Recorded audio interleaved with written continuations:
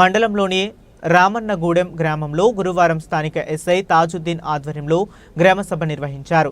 ములుగు జిల్లా SP doctor శబరీస్, IPS Eturi Nagaram ASP శివం ఉపాధ్యాయ IPS గారి ఆదేశాల మేరకు ఏటూరి నాగారం సిఐ అనుముల శ్రీనివాస్ సూచనల మేరకు పోలీస్ శాఖ వారి ఆధ్వర్యంలో నూతన అధ్యాయానికి శ్రీకారం చుట్టారు.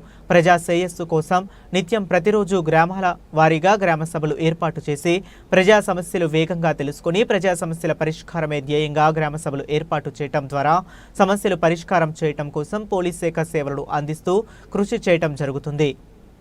పట్టాలో లేకపోతే ఇంట్లో వేయడన బోరుకు చూసి వాళ్ళని కట్టేయమని అన్నా అట్లా కూడా లేదు.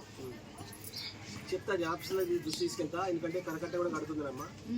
ఈ శాంక్షన్ అయ్యే డబ్బులు ఈ సంవత్సరం మీకు ఈసారి వర్షాలు బాగుంటాయి, ఆడుతుండాలి మీరు. నా గుర్తే కూలిపోయింది సార్, నా గుర్తే కూలిపోయింది.